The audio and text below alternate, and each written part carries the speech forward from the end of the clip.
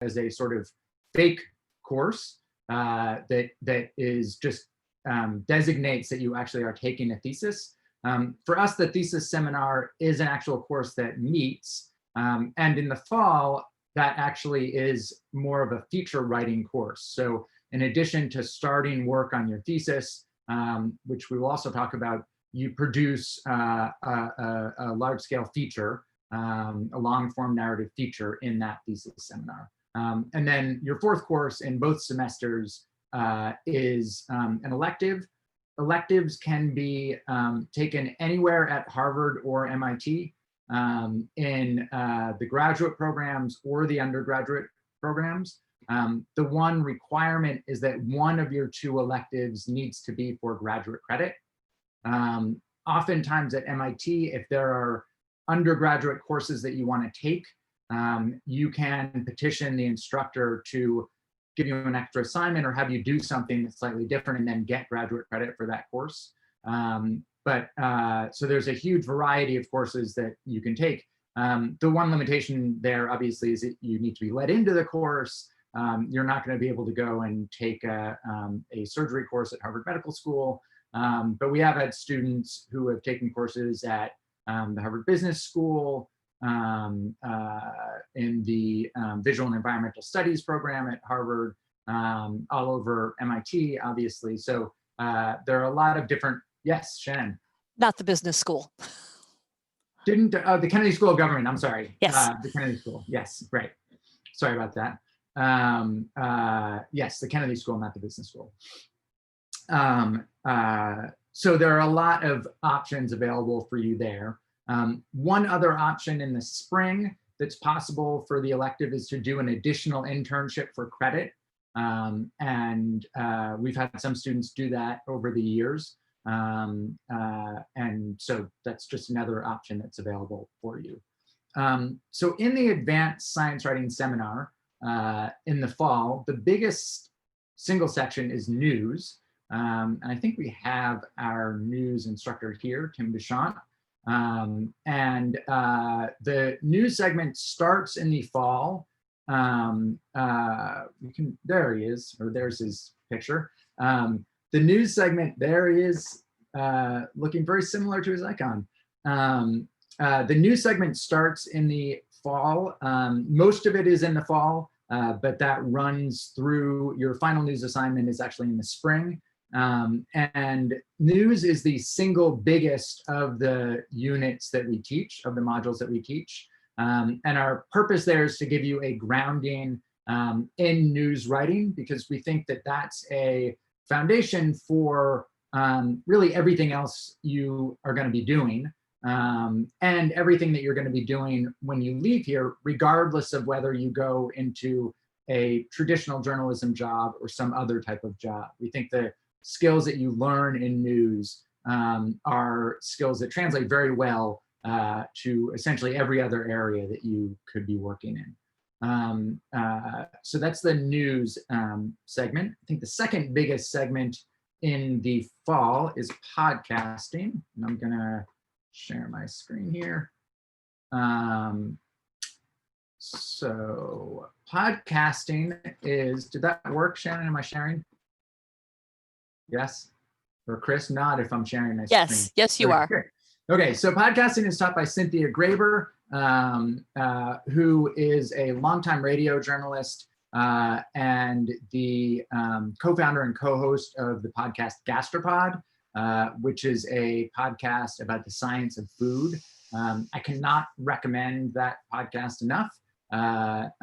And Cynthia has been with us, I think now for about 4 or 5 years. She started our podcasting program. The worst thing I would say about Cynthia is that she every year is our most popular instructor, which is always a little bit of a blow to my ego. But so that's our second biggest unit. Cynthia's working today, so can't be here, unfortunately. We also have a data journalism unit, and Dawn Fallick taught our data journalism unit this year. Dawn is someone, I don't know, let me see if I can make this a little bit bigger.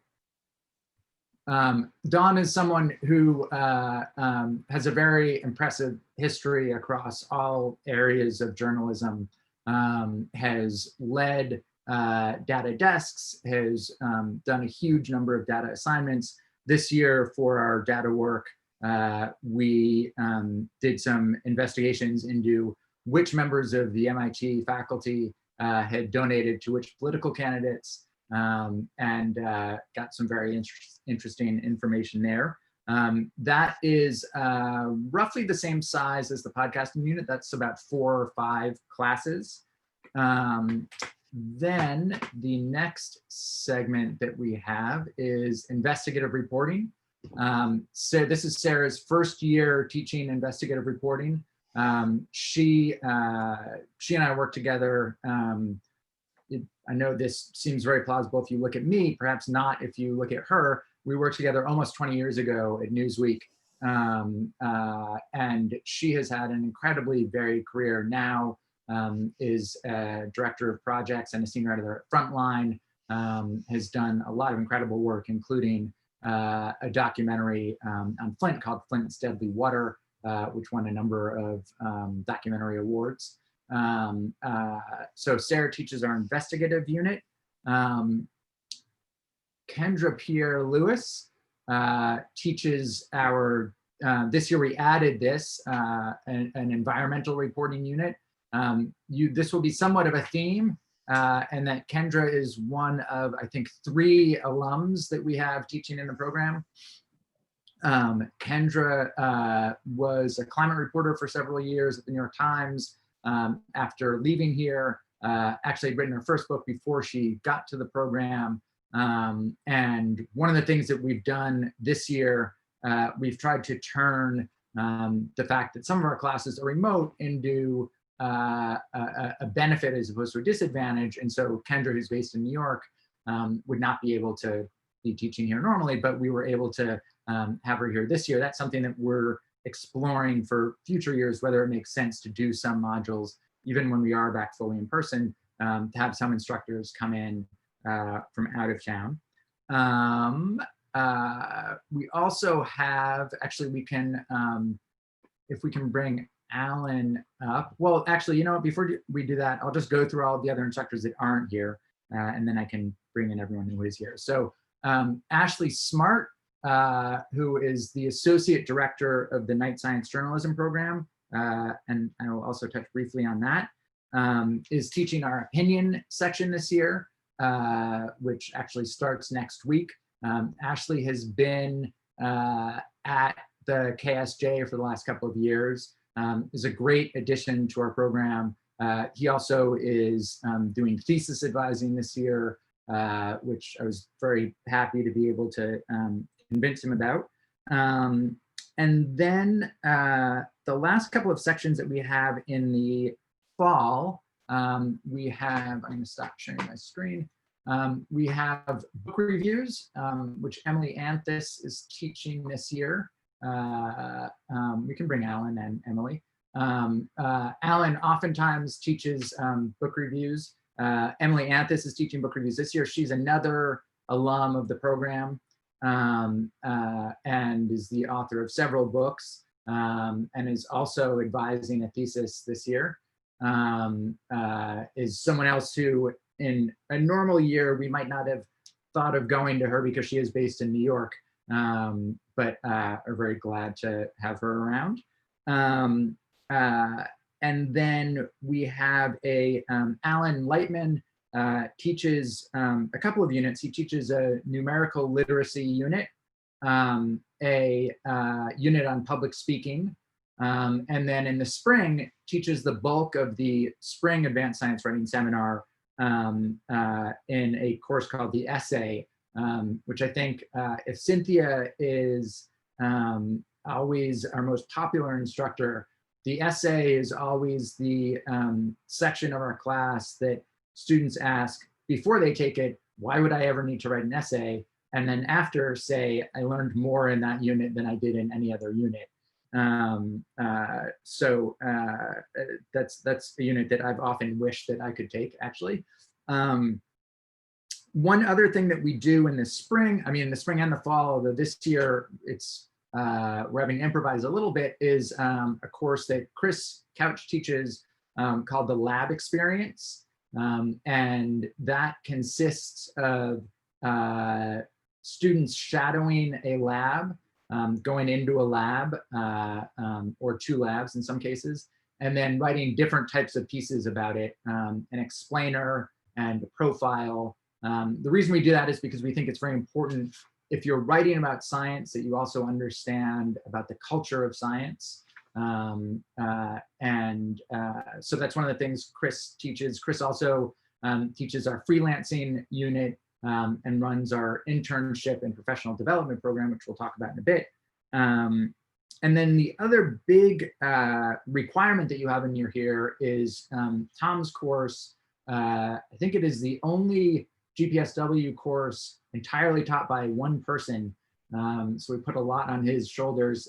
He teaches the documentary in the spring, which is a primarily a documentary film course, also does some audio, and that's something that we have been, especially over last year and this year, because oftentimes that's a group project, kind of improvising on the fly and thinking about how we want to teach that going forward. One thing that has really been central to our program over the last 5 or so years is that we have adapted and changed our curriculum almost every year. So the data journalism section, the podcasting section, the environmental section, the opinion writing section, all of those are things that have been added to the curriculum over the last 4 or 5 years. And that has been a response both to students' requests, but also to what we feel like is important, what skills we feel like are important for people to pick up and learn.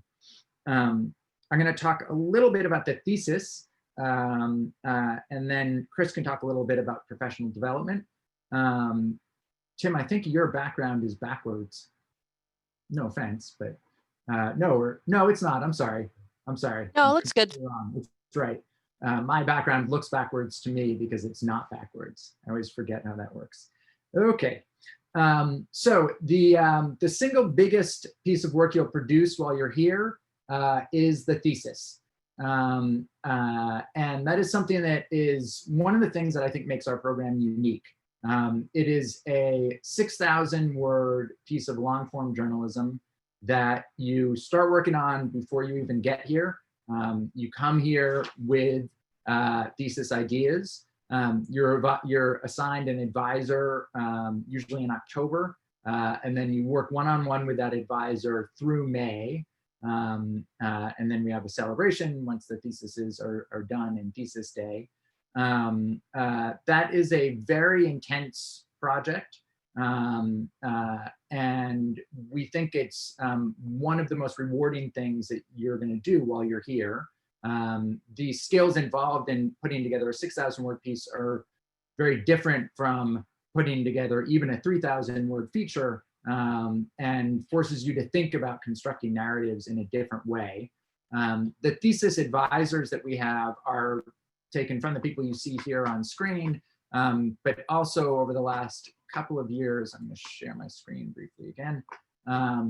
We have, even before this year with COVID, we've been bringing in outside people who might not live here, but who are available to do thesis advising. So last year, Apurva Mandavili, who this year is covering COVID for the New York Times, so doesn't have quite the time to do a thesis this year, but Apurva was a thesis advisor for us last year. Hopefully will be again in the future. Maura M.R. O'Connor, who writes for The New Yorker, was a thesis advisor last year. And the reason why we approached them is because we had students whose topics or interests matched up with people that we knew. And so we reached out to them and asked if that was a connection that we could make. I think that highlights another one of the strengths of our program, which is because we are a small program, we typically have 8 students. We can tailor things a lot to the people who are here. So there's some more things I want to talk about the program, specifically about funding. But before I do that, so you don't get sick of me, Chris, you want to talk a little bit about the professional development program and about the internship program? Sure. We have really worked over the past several years to really grow the professional development program. Let me back up for a second. My name is Chris Couch. I'm an alumni of the program. I graduated in 2015, and now I work on the professional development side. I work for MIT half-time, and I'm a working journalist for the other half-time. So that's a little bit about where I'm coming from. Over the past, I would say 4 or 5 years, we've really made a big push to develop our professional development initiatives in order to really prepare students for the job market, whether they decide to go into the journalism side or the communication side after they graduate. So I'll kind of walk you through a little bit of how we do that throughout the year. The professional development stuff actually starts in summer before you ever arrive on campus or classes start. We immediately pair students up with an alumni mentor who hopefully is within either their beat, what they'd like to cover, or is working on the types of projects. So if, for example, a student comes in and they really want to do video work, we try and pair them with somebody who's either working on the digital or documentary side. So we try and do that in the summer before anything gets started so that students have they have a friend going in. So you have somebody who has been through the program that you can call up and say, hey, I'm struggling with this, or what do you think about this professionally? So that's kind of how we start. I meet with students one-on-one during the first 2 weeks of class. And the purpose is really just to sit down and figure out, do you know kind of where you want to be after graduation? And if not, how can we kind of put those questions to you and figure out a direction to go in. So some students come in, they have an incredibly clear idea of exactly what they want, and some students come in and have no idea what they want, and both is perfectly fine. I work with both students. Everyone figures out a path at some point. So we sit down, we go over, we kind of make a career trajectory, like a plan together in those first couple weeks of class. And then throughout the year, I'm constantly looking for what can we put in your path to help you get there? So can we connect you with a different alumni? Can we pitch some of your work to a specific publication that's going to help build your portfolio in a certain way? Can we put together a professional development workshop for your class that's going to provide more information on something that's not offered in the curriculum? So those are some of the things that we do in the very beginning of the year. One of our professional development initiatives, which ties directly into financial aid, is for the past, I believe, 3 years, all students have worked part-time research assistant position. So these are 10-hour per week positions in a communications department throughout MIT or through the Knight Science journalism program. So within these positions, students act as staffers, basically. They write profiles, they put together podcasts, they write trend pieces and study pieces throughout the year. They only work there 10 hours a week. All of our positions this year are remote. They're in departments kind of throughout MIT. We've had students in the Kavli Institute. We've had students in the School of Engineering, School of Biology, School of Science. So it's really diverse in terms of what types of science students are covering. Those research assistant positions tend to pay for about, Shannon, it's roughly half of tuition, right? Yeah, Yes. Chris, I'm Yep. gonna get into the funding stuff. So Oh, okay, great. So the RA positions pay for a chunk of your tuition fees, but a really big asset of them is that all students walk away having 2 semesters of a job to put on their resume. So it's a resume building thing in addition. So those are a little bit about RA jobs. We also have, Tim and I work together to try and sell student pieces throughout the year. So the assignments that you write, if you're comfortable and want to try selling them on the journalism market, we are happy to work with you to do that. Tim can speak a little bit to partnerships that we have developed to sell news stories. And then students are always welcome to come to me to figure out how do you write a pitch and what are appropriate outlets to try and sell this to. Tim, do you want to say something about the partnerships? Sure, I can jump in real quick. I've spoken with a number of different editors at a variety of publications, including National Geographic, Wired, Ars Technica, Stat News. And while it's not a shoo-in, at least gets you a foot in the door so that you can take the news stories and other stories that you work on and know that you'll get a receptive editor on the other side when you go to pitch it. And so it was our first year doing that last year. In addition to the work that Chris has been doing, we had really good success placing stuff at National Geographic, Wired, Ars Technica, et cetera. Yeah, between the two of us for our class of 7 or 8 last year, 26 pieces were sold in a really wide range of publications. So that's been really successful for us. In addition, there is a summer internship that all students do. These are full-time positions, 35 hours per week, and they are in a huge variety of places that do science communication. So we have a lot of students that go on the journalism side and they intern at magazines, newspapers, trade publications, a huge array, podcasts, radio programs, documentary film places. Pretty much if you are doing some form of science communication and it is rigorous and fact-checked, then we can work with you. I actually interned, I wrote an educational game on engineering for my internship in France, and it was awesome. So all of our students do a summer internship. Everybody walks away with a year-long research assistant position. We've been able to do that the past 3 years, as well as a summer internship. Does that about cover it? Yep. Thank Okay. you. That's great. So I'm going to talk, because I anticipate some questions about funding. I'm going to talk briefly about funding and then advising, and then we'll take it from there. So our goal is to fully fund our students. We have not yet reached that goal, although for at least the last 4 or 5 years, I believe we have fully funded all of the MIT related expenses. So essentially your fees and tuition and insurance and everything is covered. We have not been able to fully fund living expenses for everyone, although we're coming closer and closer. Our average funding is somewhere between $65,000 and $70,000, I believe. Depending on the year. So we are hopeful that we will figure out a way to get to full funding. If there are any billionaires out there who are thinking of advising and who would like to have the program named after you, please get in touch. We would love to do that. But one of the big ways we do funding, as Chris said, is through these RA positions. And the advantage of those is that you get paid well for them, and you also get a big chunk of your tuition paid. So for the last several years, all of our students have done RA positions, with the exception of if we're able to secure an MIT full ride scholarship that also covers living expenses for students, then we don't, that person oftentimes doesn't do an RA-ship. The way we allocate funding, for the most part, is we take the pot of money we have and we divide it among the students.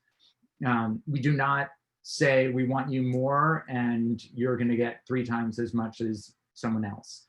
That does not mean that everyone gets the exact same amount of money, because there are some people who get internal different types of internal awards, which might increase their amount a little bit. But we don't have a situation where one person is getting X and one person is getting 3X. We try to keep everything as close as possible. We also don't make our funding contingent on you accepting by a certain point, except you need to accept by, I think, April 15th is the date, but you don't need to make any decisions before that. The only way that when you decide could come into play, not for funding, but it could come into play for your RA-ship. So we have RA-ships in specific departments, and if someone accepts and says, I really want this RA-ship, we can't say, well, we're gonna wait and not give that to you until we know where everyone else. Those in some ways end up being sort of, if you accept earlier, then you might get more of a choice. that's also dependent on what the different places that we're working with are interested in. To give you just a very brief example of what some of those are like, we have students working in the Environmental Solutions Initiative at MIT. We have students working in the School of Science. We have students working in the biology department, and they are, for the most part, writing news stories about what's going on in those areas. So those are, and oftentimes those run on the MIT news site. So in addition to providing money and experience, they also are providing clips. Two other things that I want to touch on briefly. So the Night Science Journalism program also exists within MIT. That is a mid-career fellowship for science journalists. And when you get here, we didn't do that this year because there are no Night Science Journalism Fellows this year, but traditionally the first assignment that you do is profiling one of the fellows. And we make those pairings based on what we think your interests are and what the fellow's interests are. And that's a way that we try and set up mentoring relationships from right off the bat. You also are assigned a alumni mentor when you get here. Those relationships are also based on where your interests are and where our alumni, what areas our alumni are working in. And in addition to your thesis advisor, you will have a faculty advisor when you're here, who's someone who is just sort of a point person and is checking up on you throughout the year. Mentorship is something that we take very seriously here. And we really strongly believe that one of the strengths of the program is not just everything we do when you're here, but the relationship that you have with our entire community. We have a very tight community of alumni. It's always very gratifying to see alumni returning for future classes, thesis days. There's a lot of support within the community. So yeah, the last thing I want to touch on is our overall goal. The reason why we have all these modules, our overall goal is that we want to send you out into the world feeling comfortable with any type of assignment that could be thrown at you. So we know that in Tom's course, you're not going to all of a sudden be making award-winning films based on that one course, but we think, well, you can talk about that in a sec. But we think you will have, and I think experience has shown this out, that you will have the ability, if you are working someplace and they say, I want you to work on this video project, you are going to be able to do that. You're not going to feel like you were just thrown into a pool without knowing how to swim. The same thing for podcasting, the same thing for data journalism. After a 4-class section data journalism unit, you might not be able to run the data journalism desk at the New York Times. But if you're hired onto someplace and they want you to work on a data journalism assignment, you will have the language and the tools to be able to do that. So that's one of the things that we really hope you can do when you leave here. Before we open it up to questions, why don't we, I'll first go to Tom and then Alan. Tom, do you want to talk about the documentary unit at all? Anything that I missed? Very briefly, yes, the documentary course is, it's called documentary because in some ways, like, saying that sort of, journalism covers this enormously wide range of actually specific types of stories. Documentary is the most generic or most broad-based term for everything from, factual programming that has some narrative structure, and it ranges from, minute-long micro documentaries or explainers to feature-length narrative or essay films that win Oscars. What the course is really about is two things. One is it's a course about production, so you understand how to go about working in this medium that involves tools and collaboration and organizing yourself around resources in a way that simply going out with a digital recorder and a reporter's notebook doesn't have quite the same complexity. But it's also really an advanced storytelling course, because the storytelling discipline that film imposes is both, distinct to that form, but also broadly applicable to anything you might want to do. So it is, on the one hand, a course that's designed to give you a really particular set of skills that will, as Seth just explained, allow you to enter into that kind of work with a base of knowledge that you can then carry forward as far as you choose to take it. But it's also something that not only do I believe, but I think a lot of alumni have said over the years, has informed many things that they do beyond simply making narrative visual media. And the only other thing is, yes, the course changes every year, as does the entire program. And especially after talking with some editors at some of the newer venues that are out there, one of the things we're going to do this year for the first time is really talk about the kind of work you can do with something like this, which is my phone plus a $150 tool that allows you to make quite professional looking imagery, so that if you are not yet able to muster up a big budget and a crew of dozens, you can still do some interesting and important work in ways that will help sell your skills and yourself to publications in ways that we hope will give you an edge over anyone studying at any other program. And that's enough for now.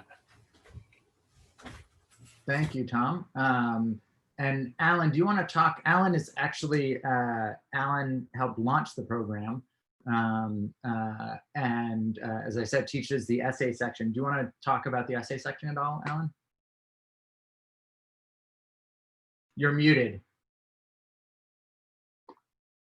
Yeah, I'll say a few things. The essay section is the section that Seth mentioned earlier. The students come in and say, what use is this? So there are actually publications that publish essays. The Atlantic publishes essays, Harper's publishes essays, Orion publishes essays. So it still is a form of writing that is sought after. Every year there's collections of the best essays of the year. David Brooks in the New York Times gives an award each year for the best essays of the year. The essay has two distinctive features. One is that, unlike what you learn in ordinary journalism and news stories, where you're supposed to be the fly on the wall, in the essay, you put yourself into the story. You are part of the story. The I pronoun is okay in the essay. The other aspect of the essay which distinguishes it is you need to think deeply about an idea. You have a big idea in an essay, and you keep digging deeper and deeper and deeper, and following it to deeper and deeper levels. So that sort of has a philosophical component to it. A lot of students are not comfortable doing that right away, but those are the two distinctive features of the essay. Great, thank you.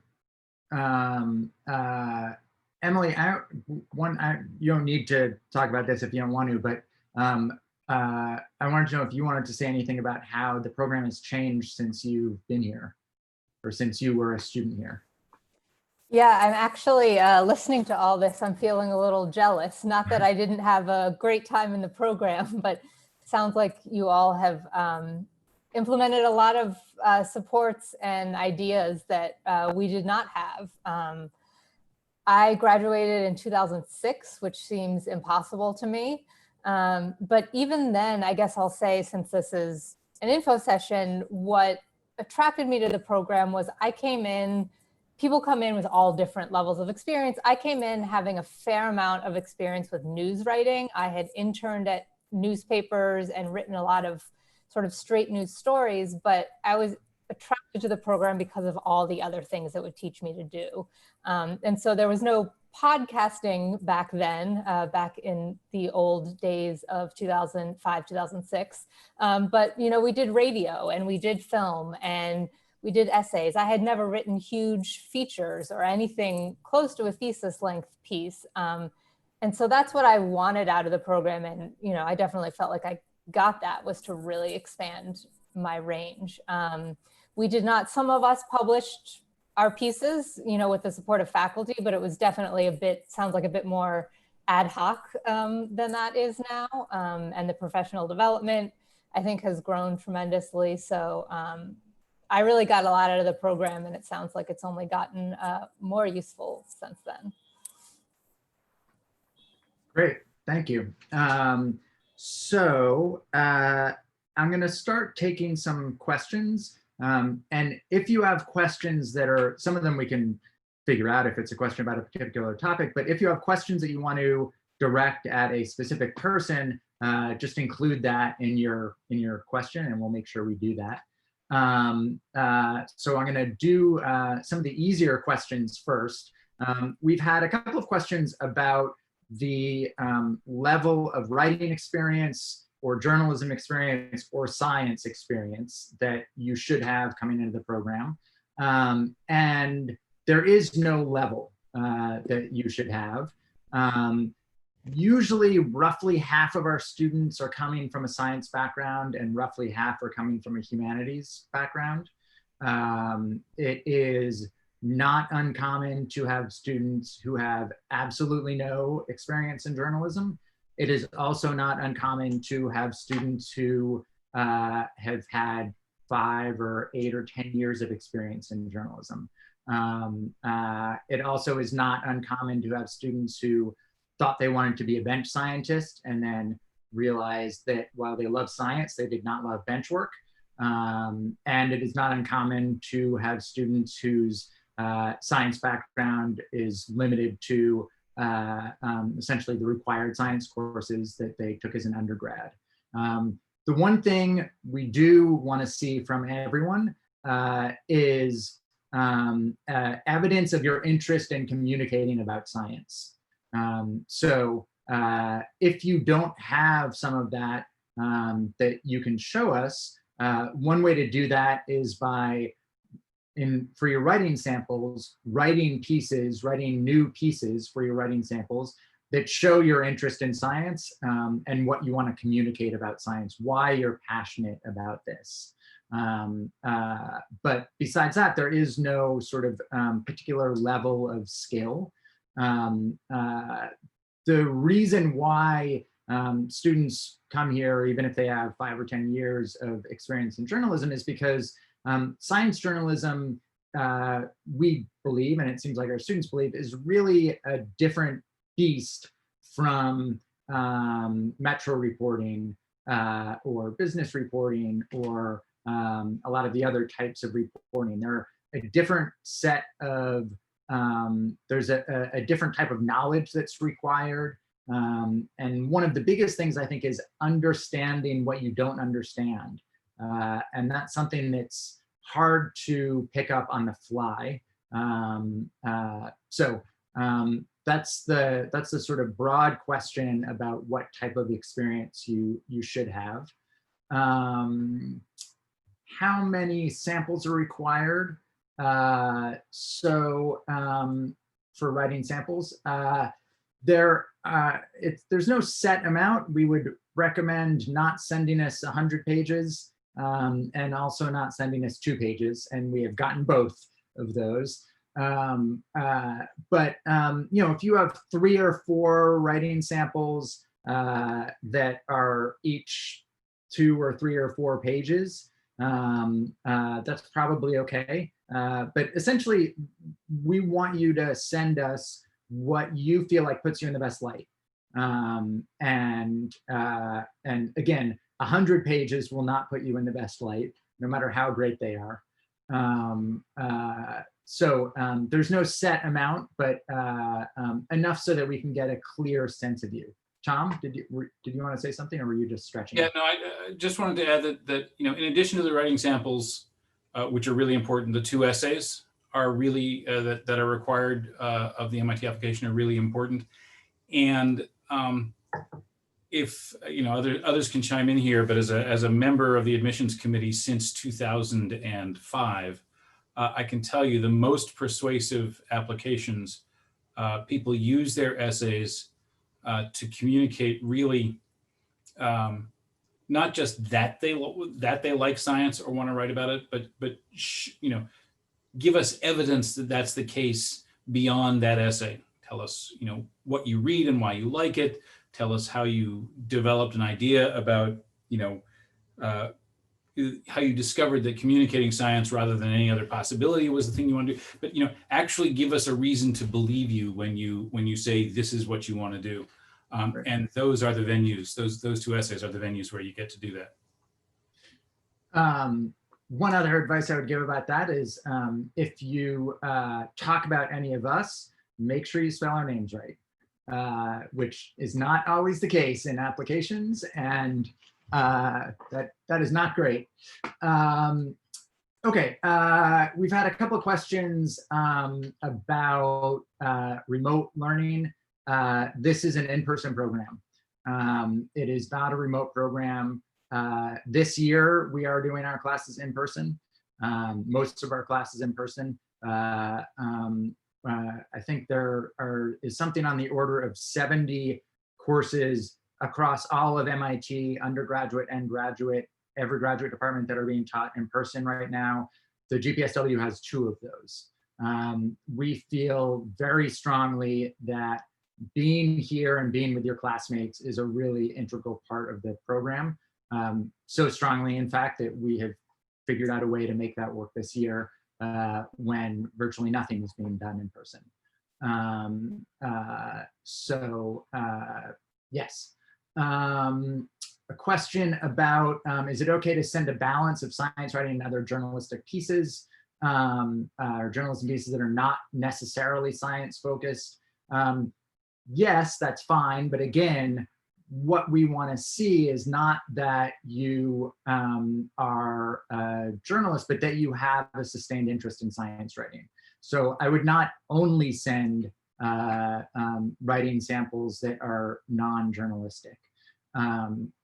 You can send published clips. That's completely fine. You can also send links to if you have an online portfolio. Just be prepared that if you have an online portfolio and you send us links, that we might look at them. So make sure that that you're comfortable with all that. Tom, did you want to add something there? Yeah, a fair number of our applicants come straight out of college, and sometimes they send papers that they have written in their classes. That's fine, but again, and sometimes those are really helpful to us to understand the intellectual depth, the interests, and all that. But again, don't send only those because academic writing on its own won't persuade us that you're a public communicator. It is not possible to defer enrollment. That was a question we got. The reason for that is that we are looking for a mix of students. We're not looking for just individual students. We think it's really important how everyone fits together. But also another reason for that is that the number and type of applicants we get year to year are different. And so we just have, we don't allow deferments. We have had people apply, get in, not accept, and apply again and get in again.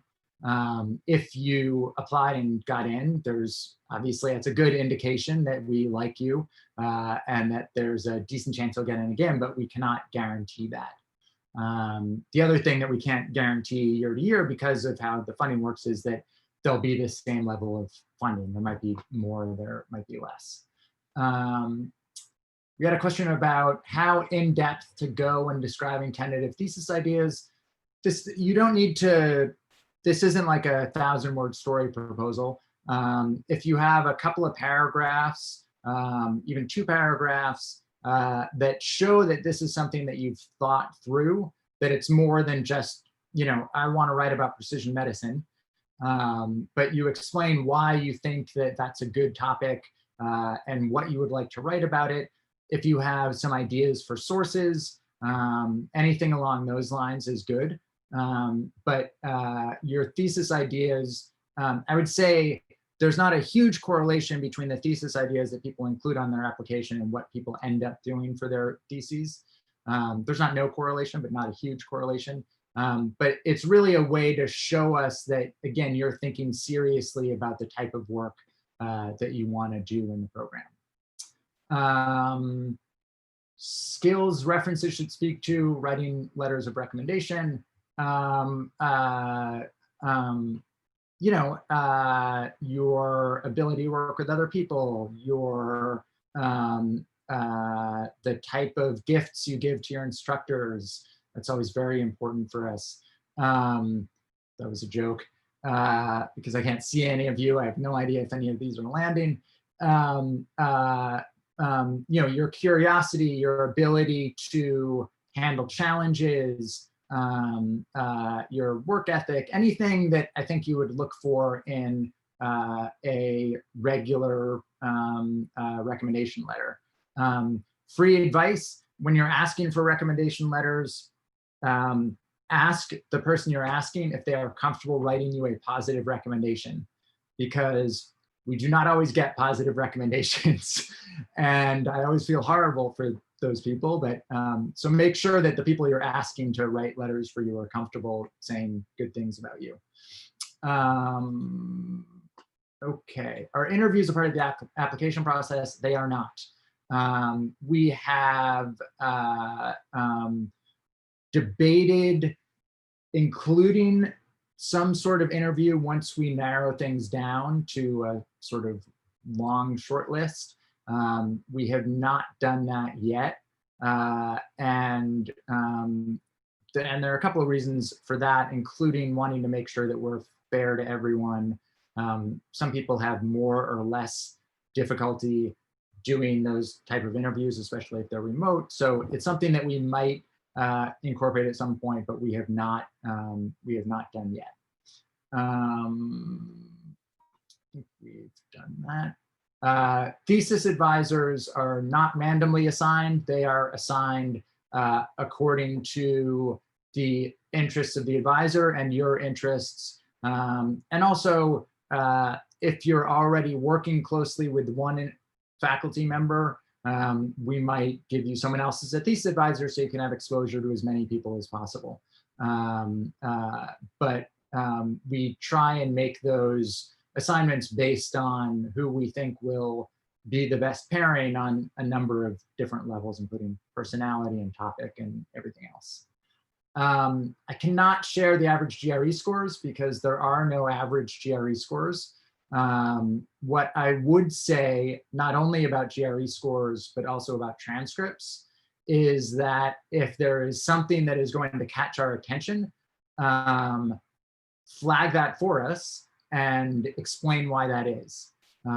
So we've had students who had one horrible semester in college. In fact, we've had a student who flunked out of college, and there might be good reasons for that.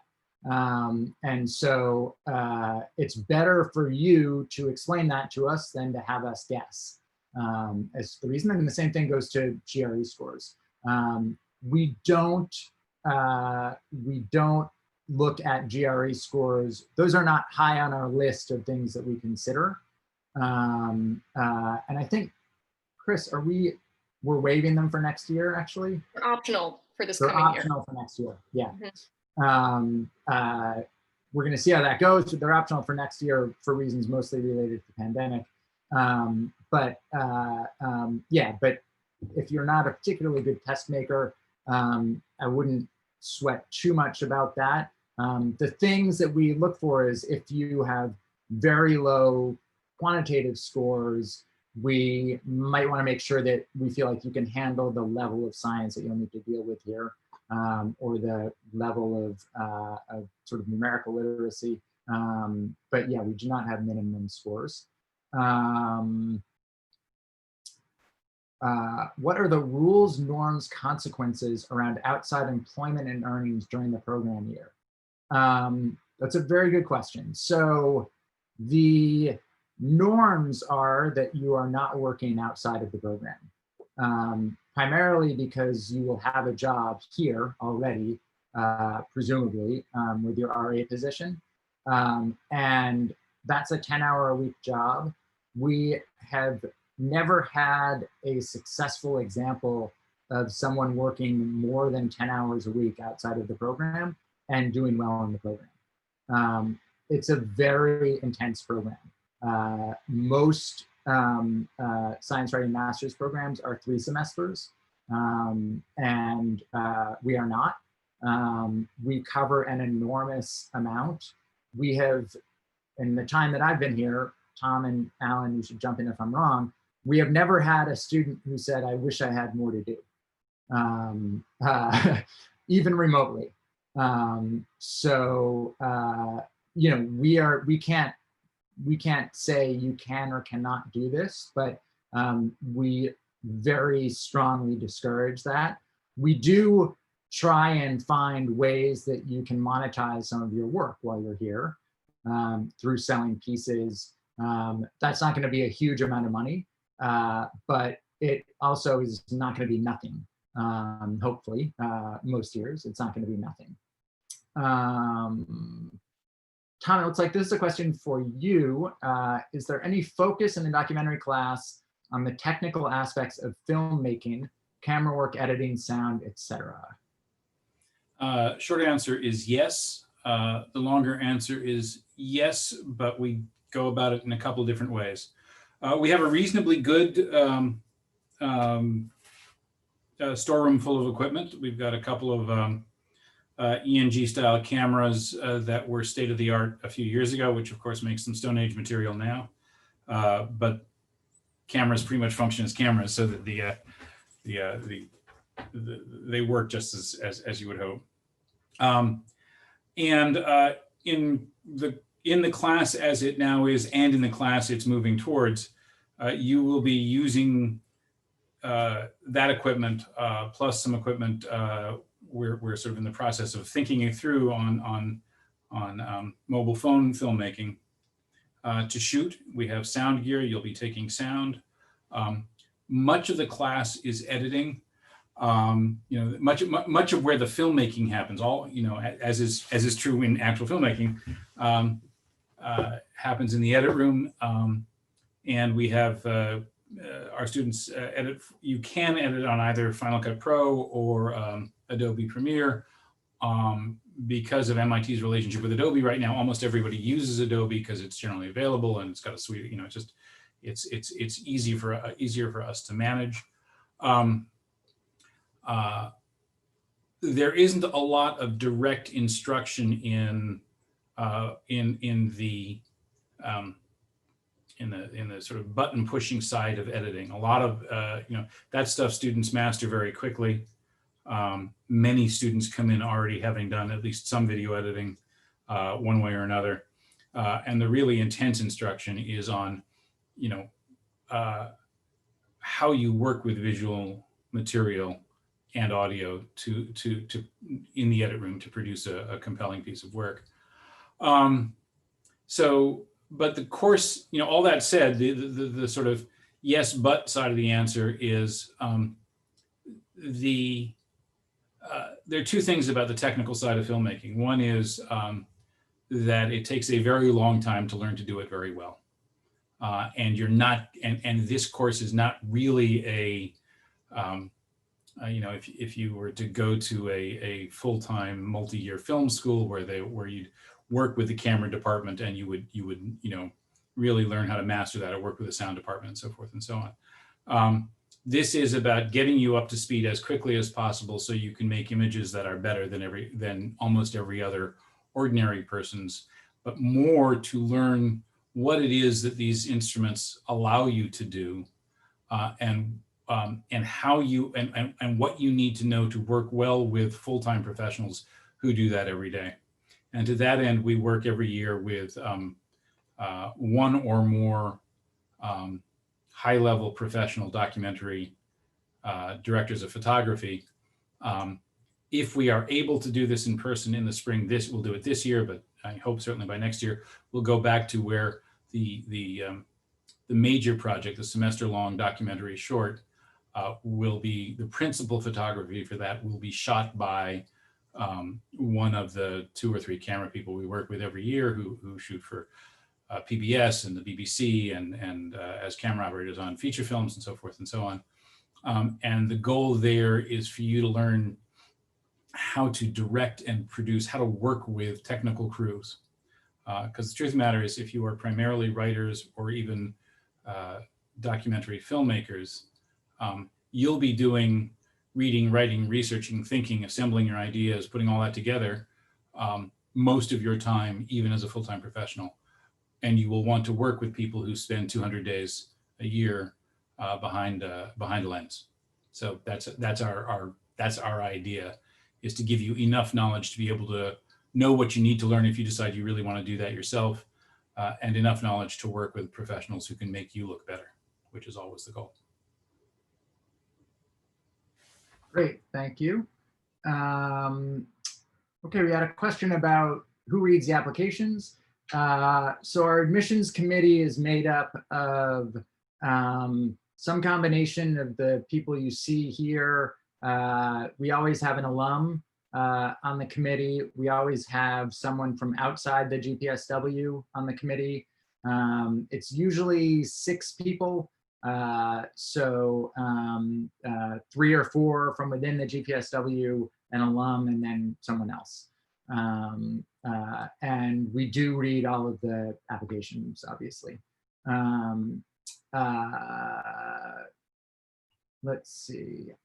Someone asked about Dropbox YouTube for media portfolio content. Any other guidance on that, e.g. excerpts versus full content? I would give the same, I mean, someone else can jump in if they have a different piece of advice, but I would say the same thing about, as I would about your writing clips. A 2-hour upload on Dropbox is, we're not likely to watch a 2-hour thing, so you'd be better served by finding the portion that you want to highlight. And I should emphasize here, we haven't had a direct question about this, but we oftentimes get questions about this. The sort of top 10 things we're looking for in your application is writing ability. We feel like we can teach you a lot about journalism. We can teach you a lot about the different areas of journalism that we are focusing on. But we really want to see your ability to write, to construct a story. And after those top 10 things, the next 10 things are a sustained interest in science and communicating about science. So those are the 2 things that we really focus on. Is it generally acceptable to reach out to faculty with shared interest to learn more about their courses beyond the info available online and presented here? It's acceptable. I think right now, especially, everyone is pretty swamped. So I'm not sure how much time people are going to have to talk specifically about their courses. That's why we do these info sessions. So if there are specific questions that you have, get them out here. But if you do have follow-up questions, we are all, you can reach us, you can email, there's an email address on the program's website, and you can send in questions and we will obviously do our best to answer them. There was a question, Shannon, maybe you answered this in chat, but there was a question about the class schedule. Did you answer that? Yeah, I answered that in chat. Okay, got it. To what extent are investigative journalism techniques taught or incorporated into classes? So as I mentioned, we do have an investigative section that is taught. It's actually, along with the news section, it's something that starts in the fall and goes to the spring. And we go over things like FOIA, Freedom of Information requests, So that's a hands-on section. You do learn investigative techniques. We go back and forth on whether the final product of that is going to be an investigative project or some sort of investigative memo.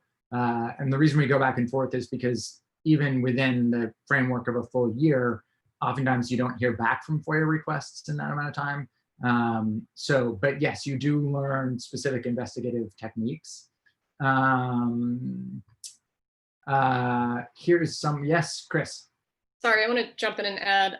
So the way the curriculum is set up is it introduces students to, you're constantly working your way through different modules. If you encounter something and you decide, hey, I really want to bone up on investigative or podcasting or whatever, there are a number of opportunities to do that in terms of selecting an elective that would really bolster those skills, or students have the option of either doing an elective or an internship during spring semester. So sometimes a student will say, hey, look, I want to learn about data journalism, and then we will try and figure out a part-time data journalism internship that might help bolster those skills.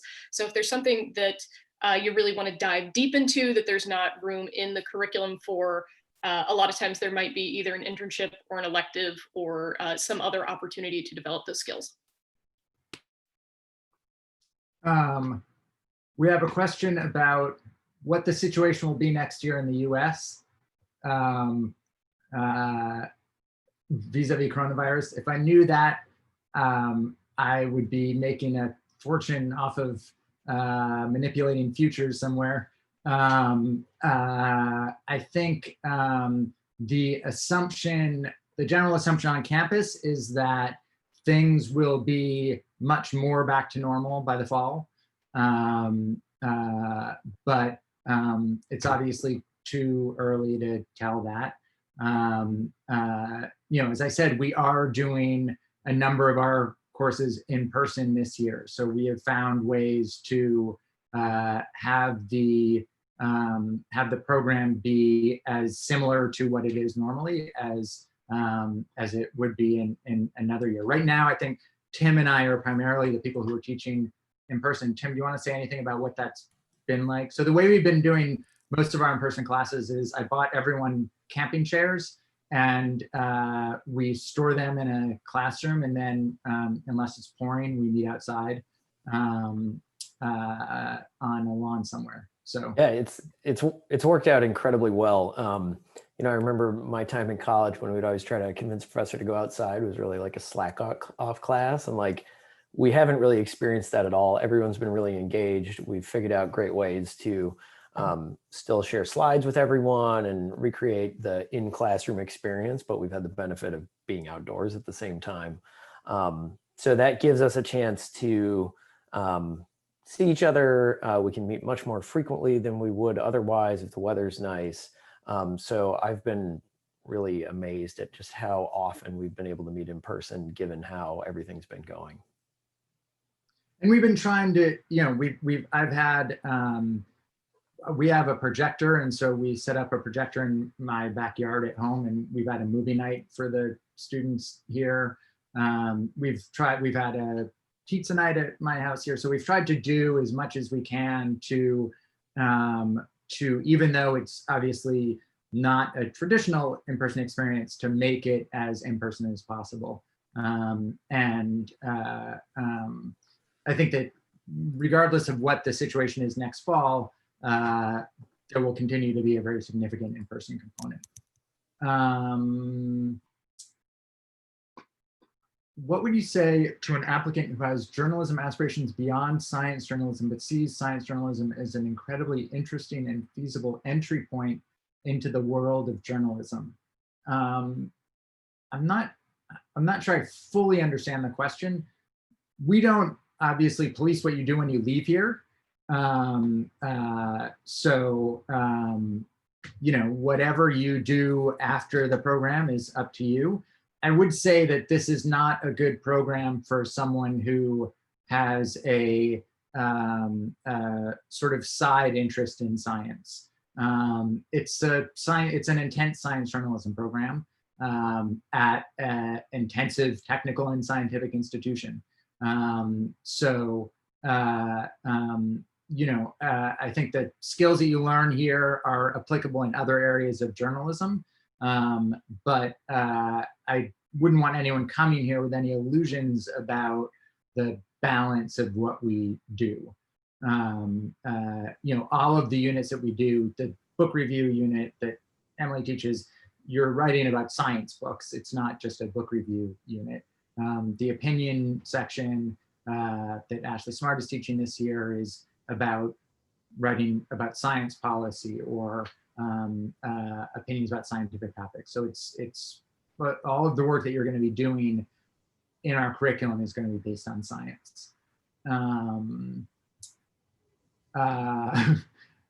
Here's a question. How does MIT's program compare to other science journalism programs at places like Columbia, NYU, et cetera, that are very well known for the quality of their journalistic work?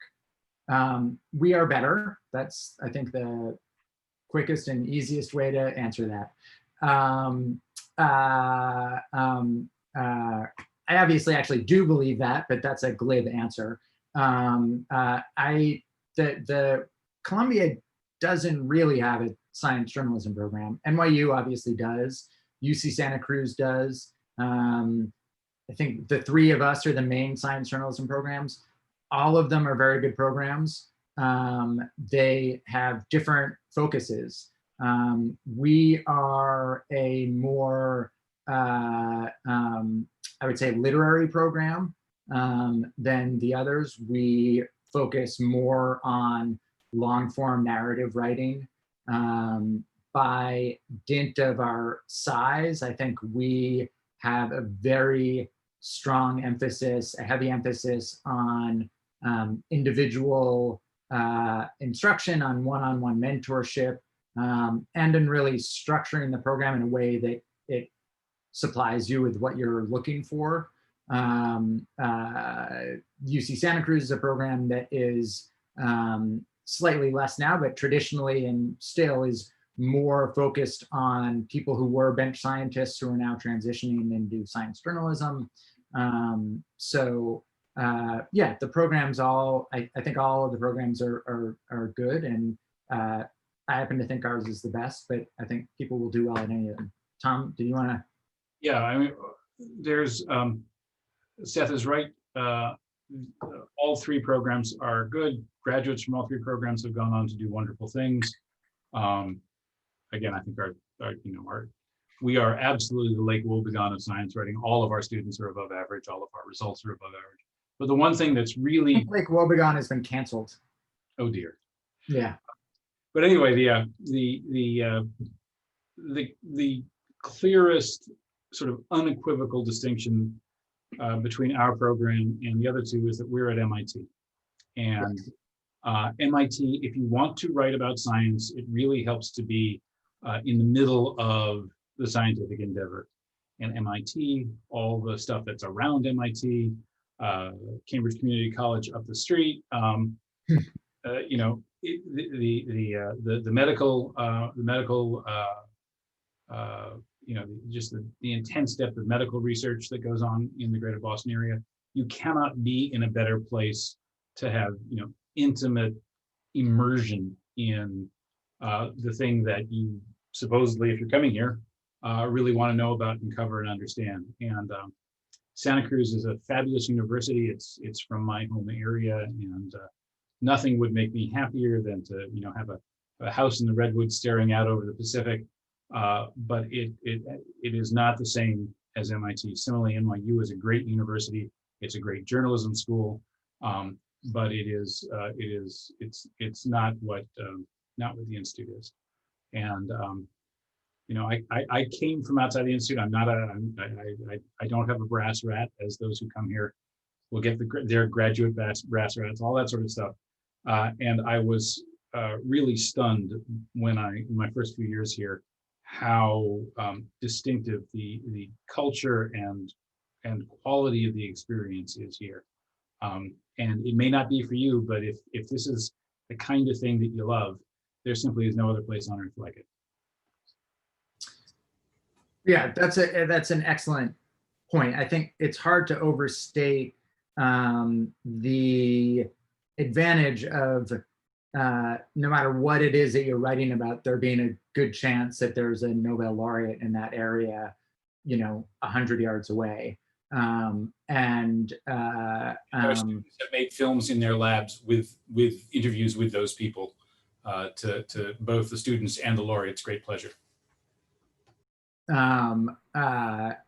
is, sorry, can I just add one? This is a smaller logistical thing, but I think the programs are also different lengths. I mean, MIT's is an intense year, but that's one of the things that attracted me to the program is, 12 months, go do it, and then go start my career. I think NYU's might be 18 months. I don't know what Santa Cruz is, but I think they're both 3 semesters. Yeah. Okay, but yeah, that's all.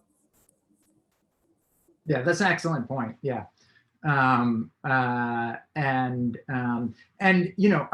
students, for the first couple of years I was here, I was surprised by this, but the faculty at MIT is shockingly generous with their time when our students come calling about about news stories or features or anything. It's very special in that regard. And also that another thing about our RA-ships is that something else that we hope that you can accomplish there is starting to build a portfolio of sources. So when you're in these places, you are primarily writing about the research that the scientists in those areas are doing. That's another way that you're getting exposure to researchers that hopefully you'll be able to lean on and communicate with throughout your career. Okay, for the writing. One thing that attracted me to the program, and one reason why I really wanted to go, is because we're very small. It's typically 7 to 8 students per cohort. I know when I was in the program, every single instructor knew me personally. They knew my writing, they knew my strengths, my weaknesses. I had faculty members who were able to say, hey, you really need to work on this. I'm seeing this as a trend across your work, or saying, hey, you're really strong here. And having the emphasis on mentorship and having the emphasis on every single instructor knew me as an individual was a really important thing to me.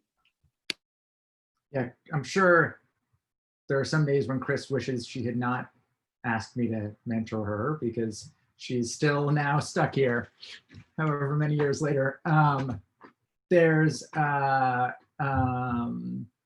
let's see, so it looks like there's someone who came late because the question is, are there any of the other professors, mentors in the program who are people of color? And the answer is yes. So this year we have Sarah Childress. Apurva is not a Thesis Advisor this year, she has been in the past. Kendra Pierre-Lewis, Ashley Smart. That is something that we are very heavily focused on, both in terms of instructors and in terms of our student body. We have put a lot of effort into recruitment, into minority recruitment. That process is not always as quick as we would like, but it's something that we have made progress and I think are continuing to make progress on. One of the ways we do that in terms of students is by reaching out to historically Black colleges and universities, different minority journalism organizations and programs. And we found that trying to form relationships with professors and people in those programs is oftentimes a good way of getting more students aware of our program. After the program, do international students face any difficulty in finding jobs in general due to visa restrictions? Can I answer this one? Yeah. Yeah, so that's actually a really hard question to answer, because yes and no. There's generally a lot of jobs that international students can find, but due to visa restrictions, it depends on what year we're in. This year, because of COVID, it's nasty out there trying to do anything as an international student. But under ordinary circumstances, it's much more reasonable.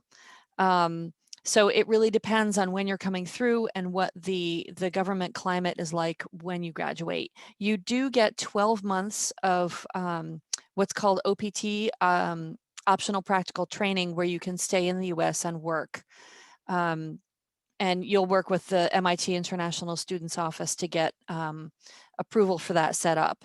So you've got the program and you are allowed to work at MIT in the program. You are allowed to work at your internship and be paid for it. And then you have 12 months after that.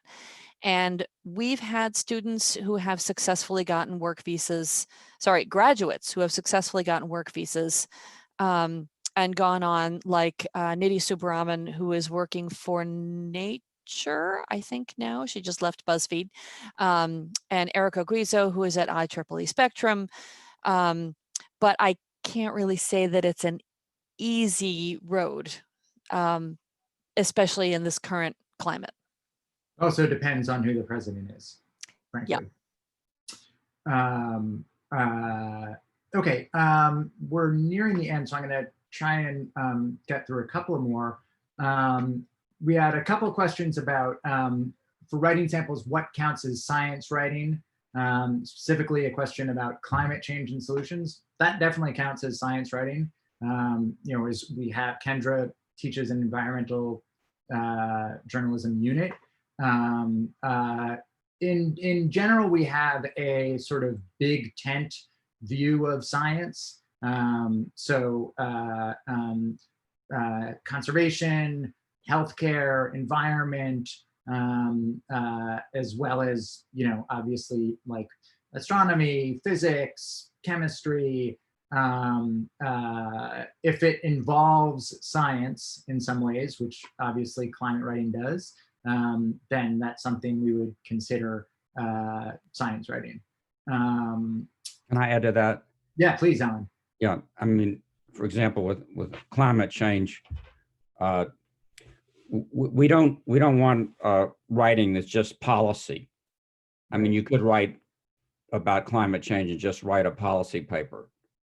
So we do want you to get your hands dirty with the actual science of whatever it is. It is a big tent, as Seth described, in terms of subject matter, but we do want you to talk about the nuts and bolts of science.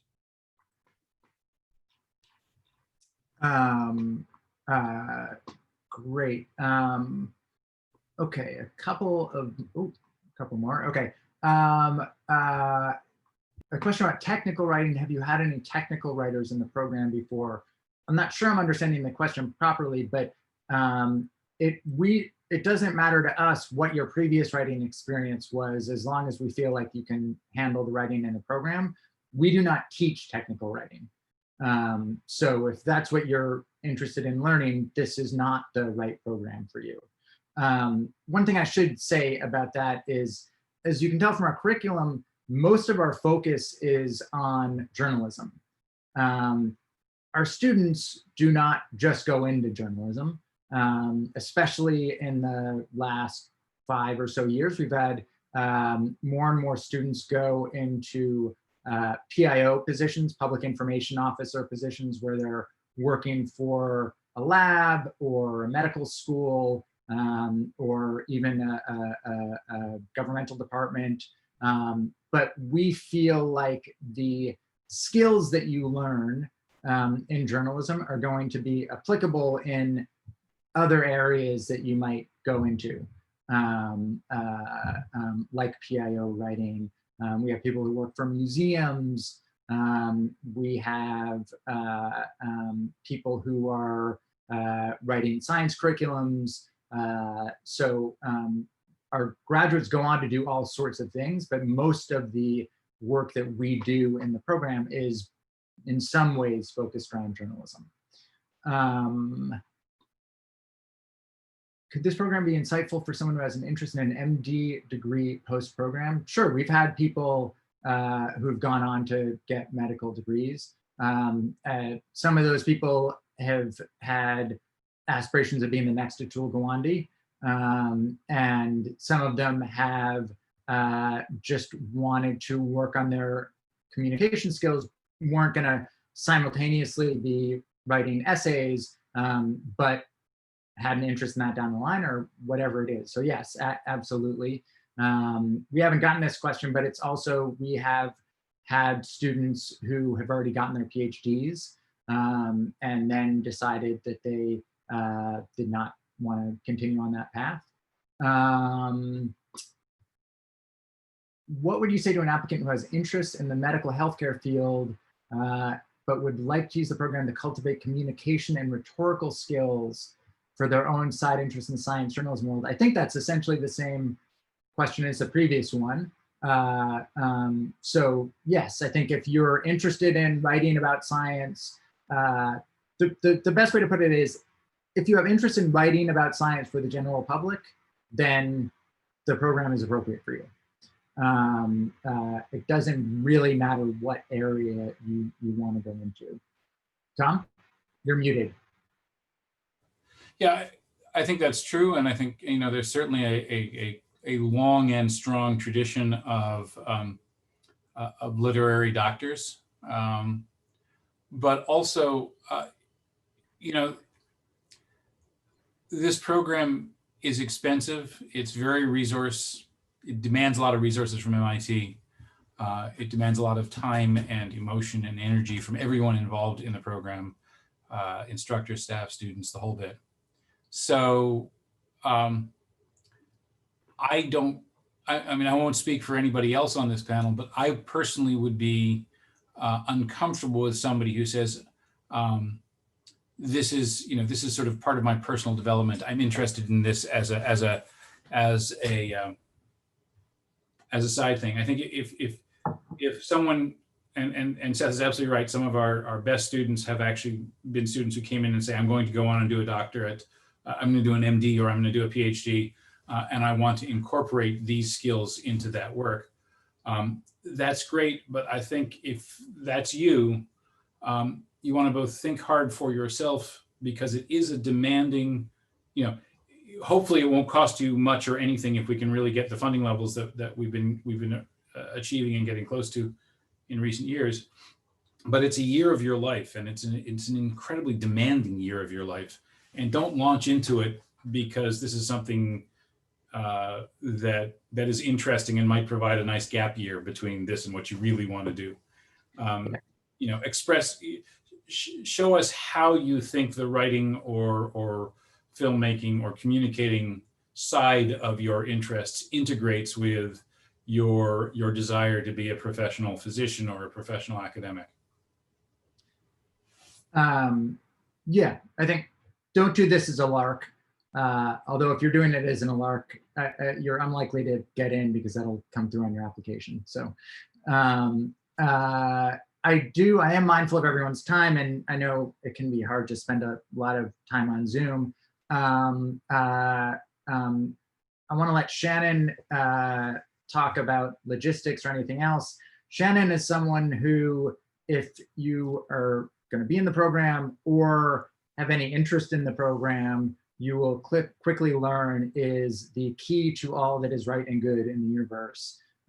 She is the glue that holds the program together and takes her role as protector of the program very seriously, not just for the students, but for the faculty and instructors, and is an invaluable asset. And also, when we're all back on campus, oftentimes has a dog, which is another added benefit. So Shannon, before we close up, is there anything you want to say about logistics or anything?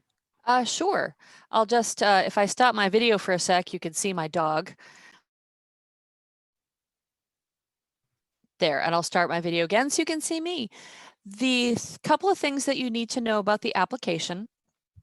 Our deadline is January 15th.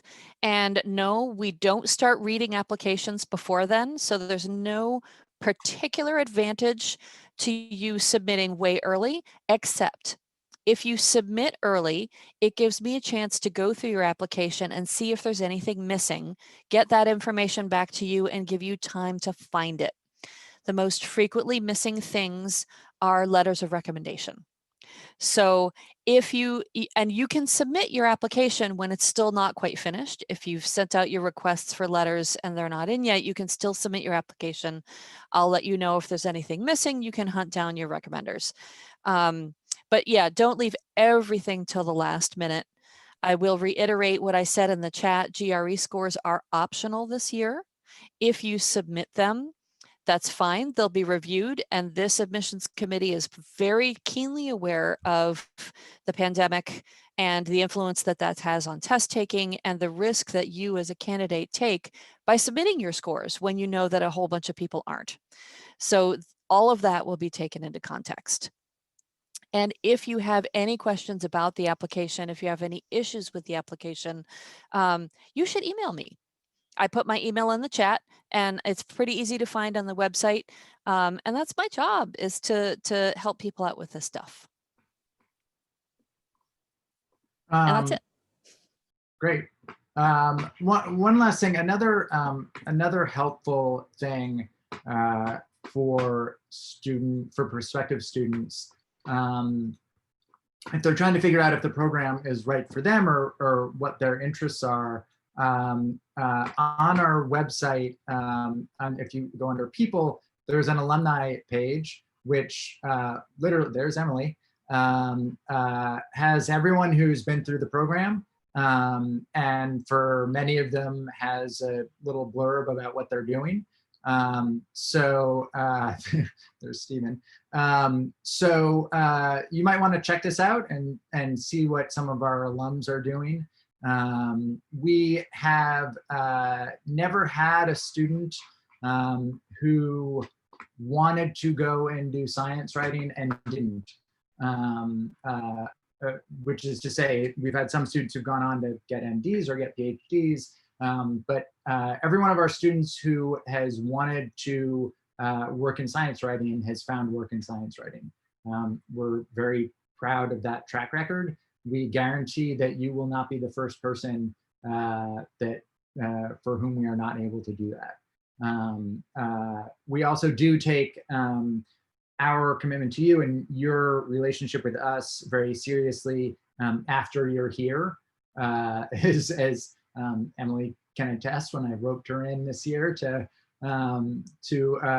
being part again, but we not only us at the program, but our alumni are constantly sending out job listings that they've heard about, or jobs at their places of employment, or asking each other questions, or so it's a very, once you are part of this community, for better or for worse, you're gonna have a hard time getting out of it. Unless any of the other panelists have anything that they want to add before we end, does anyone want to add anything? No?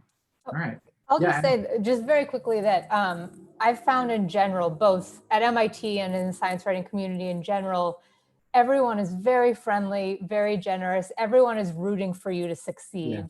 Yeah. So if it helps you when you're thinking about putting your application together, like keep in mind that like the faculty, like they want to find great students. They're not out looking to like find every tiny flaw in your application. So it's, you know, put thought in it and proofread it and don't misspell Seth's name, but really the committee is rooting for you, I think. It's true, yes. And in fact, we're rooting for you whether or not you come here. What Emily says about science writing is right. I've been a political reporter and a media reporter, and science writing is bizarrely and uniquely supportive. So thank you everyone for joining us this afternoon. If you have follow-up questions, don't hesitate to get in touch. Please stay safe and sane, and hopefully we'll hear from you soon.